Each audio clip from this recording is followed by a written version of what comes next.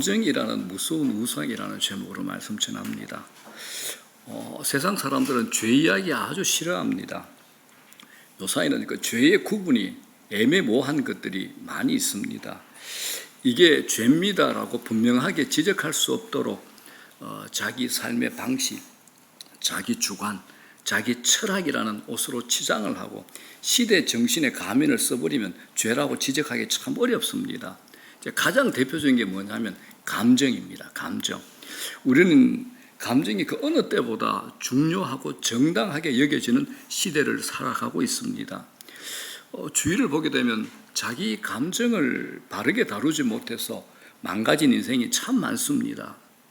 정치인들이 그렇죠. 자기 감정을 다스리지 못해 실수 한 번 때문에 정치 무대에서 사라지는 분들도 들어 있습니다. 이런 사례들은 인류 역사에 헤아릴 수 없을 만큼 많습니다. 그런데 지금 우리나라 한번 보십시오. 우리나라는 감정을 존중하다 못해 극대화한 시대가 되어버렸습니다. 어디서요? 특히 이제 자녀 양육의 모습에서는 그렇습니다. 대부분 가정에서 아이들이 너무 귀하다 보니까 내 아이의 감정을 다치지 않는 것보다 중요한 가치가 없어 보입니다. 대한민국을 들끓게 했던 교사의 극단적인 선택 대부분은 자기 자녀의 감정만을 보호하기 위한 부모의 갑질이죠. 과잉 대응으로 생겨난 결과입니다. 그렇게 자란 사람들은 이렇게 되죠. 감정을 자기 동일시시키는 겁니다. 감정이 자기가 되는 겁니다. 감히 내 감정을 건드려 이렇게 말하고 감정이 상한 것을 마치 팔 다리가 잘려버린 것처럼 반응을 하죠. 자, 이쯤 되면 뭡니까? 감정이 우상이 되었다라고 하지 않을 수가 없는 겁니다. 자, 이스라엘 역사 최고의 인물, 최고의 사람 다윗도 그런 실수를 저지를 뻔합니다. 자, 그중 대표적인 한 사건을 살펴보도록 하죠. 오늘 본문은 읽은 그대로 사무엘 선지자가 죽은 그 이후에 일어난 사건입니다. 이때 다윗은 사울 왕에게 장인이죠. 쫓기고 다니던 그런 때입니다. 바란 광야에서 생활하던 때였습니다. 당시 600명 정도의 사람들이 다윗을 따르고 있었는데 거기서 한 부부를 만나요. 자, 그 부부가 누구냐? 3절 한번 보겠습니다. 시작. 그 사람의 이름은 나발이요 그의 아내의 이름은 아비가일이라. 그 여자는 총명하고 용모가 아름다우나 남자는 완고하고 행실이 악하며 그는 갈렙 족속이었더라. 이렇게 소개합니다. 남편 나발은 완고하고 행실이 악한 자라고 소개하는 반면 그의 아내 아비가일은 미모와 지성을 갖춘 인물로 소개되고 있습니다. 부부가 너무 다르죠. 당시 나발은 많은 가축을 거느리는 거부였습니다. 고대 사회에서 강도때에 의해서 재산이나 가축들이 잃어버릴 위험들이 너무 크고 흔히 있었기 때문에 특히 또 이 지역은 블레셋의 위협 침공도 있었던 지역입니다. 마침 다윗이 이곳에 주둔하고 있는 거예요. 그래서 나발의 가축과 목자들을 도적대로부터 또 블레셋의 침공으로부터 막아주는 역할을 다윗과 그의 부하들이 했던 겁니다. 자, 그런데 오늘 사건의 출발이 있습니다. 양털을 깎고 있는 시기입니다. 양털. 당시의 관습이 뭐냐? 가축의 주인들이 양털을 깎을 적에는 자기 가축을 보호해 준 사람들에게 이익의 일부를 나눠주는 게 이게 이제 당시의 관습이었다고 합니다. 다윗은 나발이라고 하는 사람의 가축들을 성실하게 지켜주었기 때문에 나발이 양털을 깎는다는 소문이 자기 귀에 들린 거예요. 그래서 부하들을 나발에게 보내가지고 음식과 지원을 좀 해달라고 요청을 하게 됩니다. 당시 이제 양털을 깎는 건 큰 잔치였습니다. 어느 때보다 관대함이 드러날 수 있는 그런 시기였습니다. 무엇보다도 나발은 큰 부자였거든요. 실제로 성경에 보니까 당시에 나발이 양이 3,000마리, 염소가 1,000마리, 다른 가축도 많았겠죠. 굉장히 큰 거부였습니다. 평상시에도 다윗이 그들의 보호자 역할을 했기 때문에 마땅히 이런 지원 정도는 얼마든지 요청하면 그 사람이 받아줄 거야 이렇게 생각을 했던 것 같습니다. 그런데 어리석은 부자 나발이 이렇게 대응을 하죠. 자, 10절 시작. 나발이 다윗의 사환들에게 대답하여 이르되 다윗은 누구며 이새의 아들은 누구냐? 요즘에 각자 주인에게서 억지로 떠나는 종이 많도다 그럽니다. 나발이 다윗의 부하들에게 말하는 거죠. 야, 도대체 다윗이라는 자가 도대체 누구냐? 이새의 아들이 도대체 누구야? 요즘은 종들이 모두 저마다 주인에게서 뛰쳐나가는 세상이지 않느냐? 나는 모른다 이거죠. 자, 11절 시작. 내가 어찌 내 떡과 물과 내 양털 깎는 자를 위하여 잡은 고기를 가져다가 어디서 왔는지도 알지 못하는 자들에게 주겠느냐? 못 준다는 거죠. 내가 왜 내 빵, 내 물, 그리고 내가 양털 깎는 일꾼들에게 주려고 잡은 짐승의 고기를 가져다가 어디서 왔는지도 모를 너한테 주겠느냐라고 모욕을 하는 거죠. 거절을 하는 겁니다. 이게 이제 내 떡, 내가 내 양털 깎는 자라는 말을 통해서 나발이 어떤 사람인 걸 알 수 있습니까?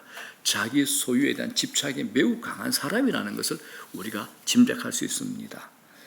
다윗의 부하들이 거절당하잖아요. 그래서 그 내용을 대장인 다윗에게 보고를 하는 겁니다. 자, 이 얘기를 전해 들은 다윗이 분노에 차죠. 생각할 겨를도 없이 뭐라 그럽니까? 너희는 칼을 차라. 칼 차. 그리고 자기도 칼을 차고 400명 정도의 부하를 데리고 나발을 쳐 죽이기 위해서 올라갑니다. 자, 13절 시작.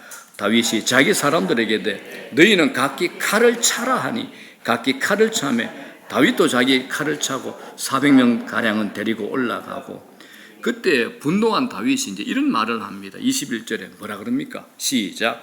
내가 이자의 소유물을 광야에서 지켜 그 모든 것을 하나의 손실이 없게 한 것이 진실로 허사라. 그가 악으로 나의 선을 갚도답니다. 내가 광야에서 그에게 속한 것은 무엇이든지 다 지켜줬는데 그의 재산은 아무것도 잃어버리지 않도록 했는데 이게 전부 헛된 일이 아니냐. 그는 내게 선을 악으로 갚았다라고 하는 겁니다. 그래서 22절 뭐라 그럽니까? 다윗이 이제 비수를 꺼냅니다. 시작. 내가 모든 남자 가운데 한 사람이라도 아침까지 남겨두면 하나님은 다윗에게 벌을 내리시고 또 내리시기를 원하노라 하였더라. 내가 내일 아침까지 나발에게 속한 모든 사람들 가운데 남자를 한 놈이라도 남겨둔다면 내 다윗은 하나님께 무슨 벌이라도 받겠다. 당장 이 다짐의 말은 지나친 말이고 무서운 말이죠. 다윗의 눈이 뒤집혀진 겁니다. 격한 분노에 휩싸인 다윗이 칼을 빼들고 나발의 집을 향해 진격을 합니다. 자, 여기서 잠깐 우리가 한숨 멈추고 다윗이 나발이 아니라 자기를 죽이려고 했던 사울을 대했던 태도하고 한번 비교해 봅시다. 다윗은 사울에 대해서는 어떻게 합니까? 하나님의 기름 부음 받은 왕은 절대로 내가 손대지 않는다라는 중요한 원칙을 정하고 그걸 생명처럼 붙들고 살았습니다. 하나님의 재판장이 되신다는 것, 악은 악으로 갚지 않는다는 원칙을 분명히 붙잡았습니다. 그런데 지금 생명처럼 붙들고 있던 것이 한순간 수포로 된 그런 순간이 자기에게 찾아온 겁니다. 자, 이 분노가 영어로 뭡니까? anger. 앞에 D만 붙이면 뭡니까? danger. 이제 위험한이라는 단어가 되죠. 그러니까 이 분노의 불길에 한번 휩싸이면 끄기가 참 어렵죠. 자, 여러분들도 자신을 한번 생각해 보십시오. 감정이 치달으면 우리도 모두 없애버리겠다. 이렇게 말할 수 있습니다. 자, 재미있는 것은 이 장면에 앞서 바로 24장, 오늘 보면 25장이잖아요. 24장의 다윗의 모습을 한번 봅시다. 거기서 다윗은 전혀 다른 얼굴입니다. 사울 왕이 자기를 죽이려고 하던 때에 다윗에게 절호의 찬스가 왔습니다. 자신이 숨어있던 굴에 사울 왕이 들어와 용변을 보는 거예요. 그런데 다윗은 여기서 사울 왕을 죽이지 않습니다. 그를 죽이면 자기를 그렇게 질기게 끈덕스럽게 모욕하고 자기를 사로잡아 죽이려는 그 사울 왕을 도로 죽일 수 있는데 다윗은 죽이지 않습니다. 철저하게 절제된 감정으로 이성을 지키는 겁니다. 자, 그런 그가 시간이 흐른 오늘 본문에서 너무 다른 모습을 보여주는 겁니다.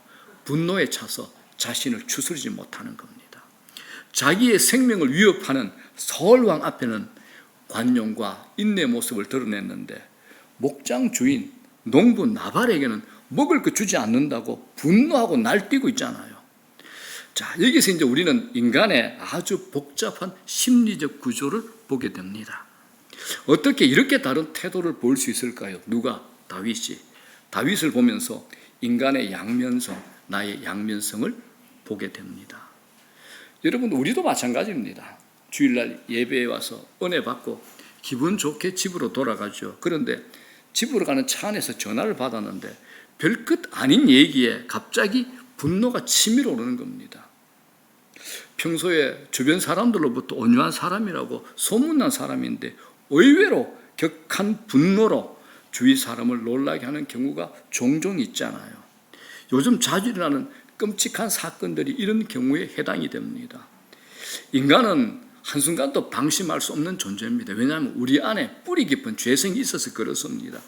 0.1초 사이에도 우리가 상상하기 어려운 일들이 얼마든지 일어날 수 있다라는 겁니다.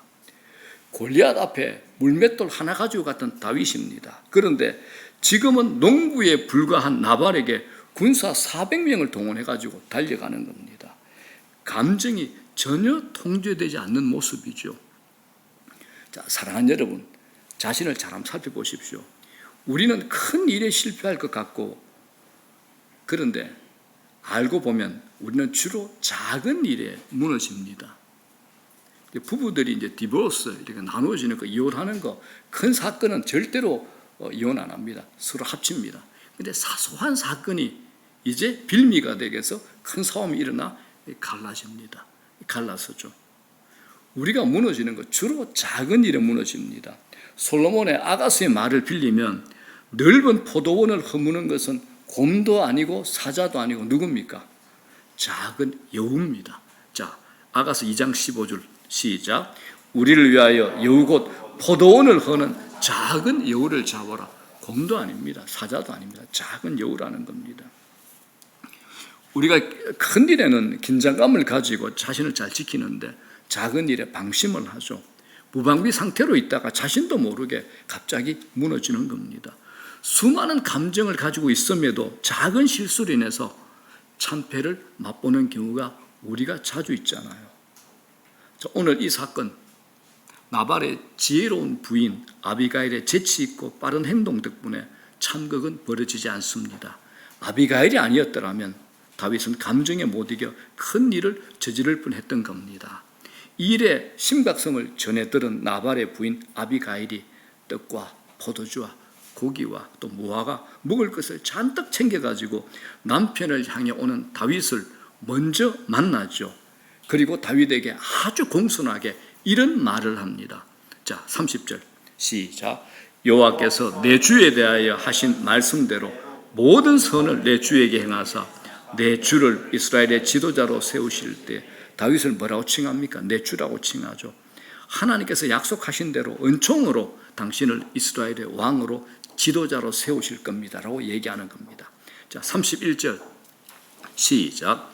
내 주께서 무죄한 피를 흘리셨다든지 내 주께서 친히 보복하셨다든지 함으로 말미암아 슬퍼하실 것도 없고 내 주의 마음에 걸리는 것도 없어지리니 다만 여호와께서 내 주를 후대하실 때에 원하건대 내 주의 여종을 생각하소서라고 합니다. 그런데 이 말이죠.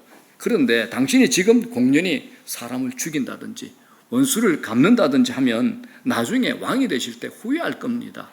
그때 마음에 걸리는 일이 없도록 하십시오. 하나님께서 좋은 일을 당신에게 베풀어 주는 날, 이 여종 나도 기억해 주시기 바랍니다 라고 부탁을 하죠. 여기서 아비가일이 다윗을 향해서 주라는 표현을 반복해서 사용합니다. 아비가일의 이 대화법은 굉장히 격조가 있죠. 말이 참 중요합니다. 말은 분노를 촉발하게 할 수도 있고 분노를 사귀게도 할 수 있습니다. 아비가일은 자신을 그 거부의 그 부잣집의 여주인인데도 자신을 스스로 종이라고 낮춰 말하며 다윗의 자존감을 주라 하면서 한껏 올려주는 겁니다. 지혜죠. 일고의 가치도 없는 일에 에너지 낭비하지 마십시오. 용서해 주십시오라고 조언을 하는 겁니다.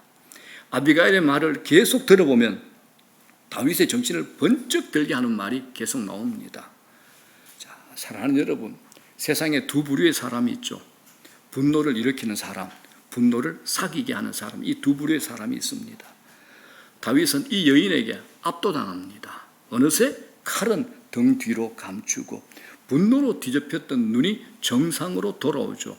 한 여인의 지혜로움이 번뜩이는 겁니다. 이런 지혜로운 아비가일에 나서지 않았더라면 다윗은 자신의 큰 분노 때문에 엄청난 살상을 저지를 뻔했던 겁니다. 그러므로 여러분, 분노의 감정은 공정할 수 없습니다. 그래서 다윗도 나발뿐 아니라 그의 집에 속한 모든 남자를 다 죽이라고 한 겁니다. 자, 사랑하는 여러분, 우리가 이런 상황에 이를 때 하나님을 믿는 사람일지라도 하나님을 섬길 것인지 내 감정을 따를 것인지 결정하셔야 되는 겁니다. 내가 내 감정을 따를 것이냐 하나님을 따를 것이냐 결정해야 되는 겁니다.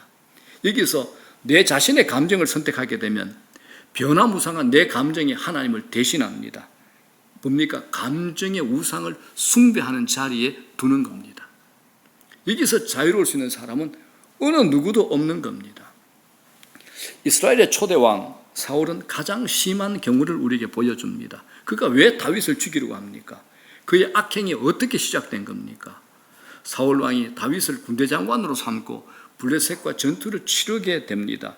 성전하고 돌아오는 군대를 맞이하는 여인들의 노래가 있잖아요. 길거리에서 이런 노래를 불렀어요. 어떤 노래입니까? 사울이 죽인 자는 천천히요 다윗은 얼마요? 만만이로다. 이런 노래를 사울 왕이 들은 겁니다. 왕 사울도 칭송했지만 군대 장관 다윗을 향한 칭송은 그보다 더 컸던 겁니다. 그래서 사울 안에 시기와 질투의 감정이 일어납니다.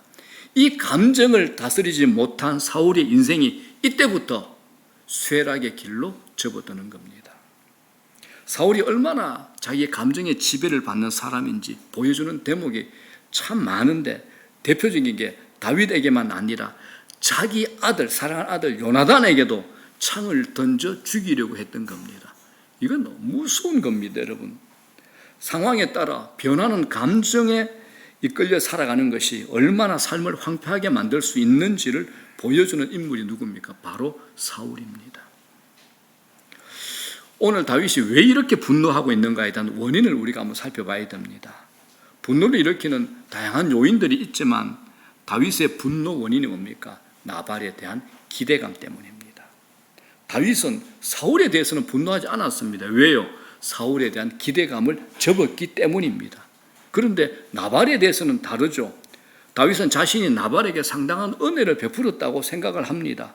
나발의 소유 가축을 자신이 보호해 주려고 애를 써왔기 때문에 나발 너는 내게 조금 보답해야 된다. 이런 기대를 가지고 있는 겁니다. 그런데 기대를 했는데 기대의 감정을 품고 있는데 기대가 거절되면 어떻게 합니까? 그 지점이 분노가 빵 하고 터지는 지점이죠. 다윗의 기대가 실망으로 변하고 실망이 분노로 나타나는 겁니다. 기대가 높을수록 분노가 더 커지죠. 우리가 섭섭하다는 말을 자주 합니다. 그 교회 안에서 제일 큰 병이 뭐냐? 교회는 말로 힘으로 싸우는 데 아니잖아요. 교회는 말로 잘 안 싸워요. 어떤 걸로 싸우죠? 섭섭한 걸로 다 싸웁니다. 이게 제일 큰 병입니다. 왜 섭섭합니까? 답은 하나죠. 기대하는 게 있기 때문에 이제 섭섭한 겁니다. 내 공로를 여러분 주장하면 섭섭해집니다. 근데 이 섭섭함 안에는 뭐가 담겨 있습니까? 분노가 내장되어 있습니다. 섭섭함을 이겨낼 수 있다. 쉽게 생각하지 마십시오. 가족이나 가까운 사이에서도 섭섭함이 밀려오면 관계가 깨집니다. 섭섭함은 참 극복하기 어려운 감정 중에 하나입니다. 분노는 의외로 나와 밀접한 관계 속에서 일어납니다. 가정에서 보면 보통 이제 엄마나 아빠가 첫째 아이와 갈등이 많이 일어납니다. 왜? 첫째 아이에게 기대가 많기 때문에 그렇습니다. 그래서 첫째 아이에게 뭐라 그럽니까? 너는 우리 집의 자랑이야. 아빠 엄마의 자존심이야 라고 이제 말하고 하죠. 아이가 이제 기대에 못 미치면 실망하면서 실망이 뭐요? 분노로 옮겨가고 그게 아이에게는 상처가 되는 겁니다. 부모의 자기중심적 기대감이 문제가 되는 거죠. 그런데 한번 봅시다. 나발의 행동이 서운한 것은 사실입니다. 그런데 나발에게 다윗이 시비를 걸 이유는 없잖아요. 상대의 행동이나 반응이 마음에 안 들어도 어쩔 수 없는 겁니다. 세상에 내가 원하는 대로만 돌아가는 것은 아니기 때문에 그렇죠. 기대가 실망으로 바뀔 때가 얼마나 많습니까? 그렇기 때문에 사랑하는 여러분, 그리스도인이라면 무엇을 받기보다 베푸는 쪽으로 서야 됩니다. 이 부분에 여러분 아멘 해주셔야 돼요. 우리가 그리스도인이라면 무엇을 받기보다 베푸는 쪽에 서셔야 됩니다. 그리고 베풀고 난 다음에는요, 기대하면 아니 되옵니다. 빨리 잊어버리시라.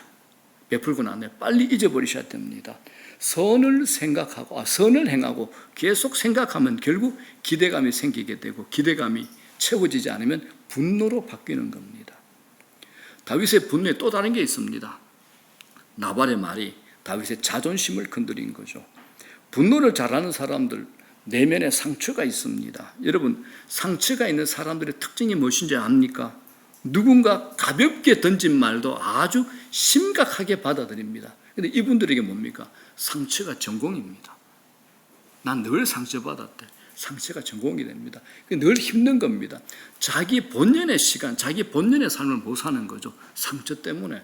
그런데 상처 때문에 내 시간, 내 삶을 못 사면 내 인생은 없는 겁니다.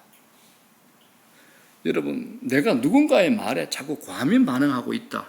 그건 내 안에 상처가 있고 내 자존심을 건드렸다는 겁니다. 사울왕도 다윗과 비교를 당했을 때 자존심이 상한 겁니다. 백성들의 소리에 민감하게 반응했고 자기 분노가 조절되지 않았던 거죠. 이런 것들 우리 일상에서 빈번하게 일어납니다. 별것 아닌데 자존심이 상하죠. 그런데 여러분, 신자는 달라야 됩니다. 신자의 자존감은 사람들의 평가나 세상의 어떤 기준으로 이루어지는 것이 아니라는 겁니다. 이 감정, 하나님께서 우리에게 주신 놀라운 선물입니다. 하나님께서 감정 자체를 억누르라 이렇게 말씀하지는 않습니다. 희노애락이 있죠. 또 두려움, 행복, 놀라움, 혐오, 수치, 다양한 감정들 우리가 표현해가면서 살아가게 돼 있고 이건 우리 인간의 본질이기도 합니다. 문제는 내가 감정을 어떻게 표현할 것인가라는 겁니다. 기분이 상하거나 화가 나 상처를 받았을 때 그 감정이 내 안에서 일어나고 있음을 인정은 하지만 그 표현은 하나님의 뜻에 합당하게 하셔야 된다는 겁니다. 가령 악한 분노가 일어난다고 해봅시다. 사도 바울이 이런 말을 했죠. 에베소서 4장 뭐라 그럽니까? 시작. 분을 내어도 죄를 짓지 말며 해가 지도록 분을 품지 말고 27절 마귀에게 틈을 주지 마라 그럽니다. 분노는 뭡니까? 마귀에게 틈 주는 겁니다. 분노는 마귀에게 일할 수 있는, 활동할 수 있는 공백을 만들어주는 겁니다. 공간을 만들어주는 겁니다. 그래서 NLT 영어 성경은 이 의미를 이렇게까지 잘 번역했습니다. 뭐라 그럽니까? 분노가 당신을 조종하게 함으로써 범죄하지 마십시오라고 합니다. 분노가 나를 조종하게 한다는 겁니다. 분노의 감정이 일어나는 것은 인정하지만 그게 내 자신을 통제하고 조정하게 함으로써 죄를 범하는 자리에 이르러 마귀에게 틈을 제공하는 일이 되지 않게 하라는 이 말씀입니다. 감정은 하나님께서 우리에게 주신 좋은 선물이지만 감정의 표현은 하나님의 전체 뜻을 살펴서 드러내라라는 겁니다. 그런데 여러분, 우리 이 시대 어떻습니까? 우리 현실이 어떻습니까? 그렇게 하는 대신에 실용성 여부로 감정 표출을 이제 드러냅니다. 내게 이익이 되면 내가 상대를 좀 짓눌려야 되겠다. 내 마음에 정당이 생기면 어떻게 합니까? 앞뒤 안 가리고 내지르고 보잖아요. 내가 감정을 표출하고 나면 기분이 후련하고 좋아질 거야 라고 생각하거나 나는 기분을 털어놓을 권리가 있어 라고 생각하는 겁니다. 이게 뭡니까? 자유로 위장하는 거죠. 여러분, 이게 자신의 기분이 좋아지는 것이 가장 중요한 삶의 기준점이 되는 겁니다. 이게 습관이 되고 이게 내 인격을 형성하게 되면 분노를 조절할 수 없게 되고 사울처럼 인생이 망가질 수도 있는 겁니다. 우리 아이들도요. 그러면 쉬운 상대, 아무런 감정을 쏟아내도 괜찮다고 여기는 대상에게 자신의 감정을 쏟아내는 일을 반복함으로써 인격의 살인을 하게 되는 겁니다. 인격적인 살인을 하게 되는 거죠. 그게 가족이 될 수도 있고 부하 직원이 될 수도 있고 알지 못하는 상인들 있잖아요. 더 나아가서는 지금 문제가 되고 있는 아파트 경비원, 내 아이의 학교 선생님도 될 수 있다는 겁니다. 자, 사랑하는 여러분, 내 기분이 좋아지는 것보다 더 중요한 게 있습니다. 그건 하나님의 뜻을 이루는 겁니다. 만일 자기 기분이 좋아지는 것이 가장 중요한 가치가 되게 되면 기분과 감정이 뭡니까? 내가 섬기는 우상이 되는 겁니다. 내가 섬기는 하나님이 될 수 있는 겁니다. 이게 우상이죠. 이건 감정에게, 내 감정에게 하나님이 아니라, 하나님 말씀이 아니라 감정에게 최종 권위를 부여하는 겁니다. 어떻습니까? 오늘 기분이 안 좋다고 내가 해야 할 행동을 하지 않거나 하지 말아야 할 행동에 내 자신을 내어 맡깁니다. 이게 반복이 되면 습관이 돼요. 자신의 인격이 이렇게 만들어지는 겁니다. 기분이 좋아지기 위해서 누구를 죽이기까지 하는 세상이 지금 이 시대 아닙니까? 이건 철저하게 자기 감정에 이끌려 사는 삶이고 감정이 그 사람의 최종 권위자가 되어 있는 겁니다. 크리스찬은 하나님께서 예수 안에서 우리를 위하여 행하신 일 위에 우리 삶을 세워야 됩니다. 성령께 의지해서 날마다 이 싸움을 싸우셔야 되는 겁니다. 감정에 내 삶의 최종 권위를 부여해서는 아니 되옵니다. 감정은 내 자신도 아니고 내 주인도 아니라는 겁니다. 사울이 이 일로 인해 인생이 망가졌다는 것 여러분 잊지 마십시오. 하나님의 백성 우리를 움직이는 동력은 복음입니다. 예수 그리스도의 복음입니다. 분노해야 될 대상을 향해서 용서를 베풀고 밀어내야 될 대상을 받아주셔야 됩니다. 이게 예수 믿는 자들입니다. 요사이 심심치 않게 보는 아주 불편하고 무서운 사건들이 있죠. 어느 누구든지 무작위로 폭행하고 칼로 찌르고 죽이기까지 하는 묻지마 사건이 얼마나 많습니까? 기분이 나빠서 사람을 죽이는 일들이 이제는 자주 봅니다. 자, 그렇다면 우리도 이런 죄악으로부터 완전히 자유롭습니까? 절대 그렇지 않습니다. 우리도 행동으로 옮기지 못할 뿐이지 마음으로 때려 죽이고 싶을 정도로 미워했던 사람이 있지 않았겠습니까? 우리 다 있잖아요. 자, 이제 말씀 정리합니다. 우리도 때로는 감정의 지배를 허락하고 감정을 표출할 때가 적지 않습니다. 분노의 감정만이 아니라 우리의 모든 감정을 표출하는 것은 언제나 하나님의 뜻에 맞추어 판단이 되어야 되는 겁니다. 구약 성경 시편을 보게 되면 인간의 삶에서 느낄 수 있는 모든 감정의 외침이 시편 안에 다 담겨 있습니다. 시편의 저자의 시인들은 하나님께 자신의 감정을 가지고 나아갑니다. 그 감정을 하나님 앞에서 인정하고 고백하고 토로하는 겁니다. 여러분도 그것을 할 수 있습니다. 그건 우리의 감정을 다루는 가장 안전한 방법이 되는 겁니다. 감정에 떠밀려가는 것 언제나 위험합니다. 감정이 여러분의 행동을 결정하지 못하게 하셔야 됩니다. 감정이 여러분의 최종 권위, 여러분의 주인이 되게 해서는 아니 됩니다. 여러분의 주인은 누군가요? 하나님입니다. 하나님, 그분의 말씀인 겁니다. 나의 약함 때문에 그리스도께서 죽으셨다는 사실과 그 죽으심으로 나의 감정의 우상을 섬기는 모든 죄악으로부터 건져내신 하나님을 찬송하시고 기뻐하는 하나님이 진정한 우리 주인이 되는 저와 여러분 되시기를 주의 이름으로 축원합니다.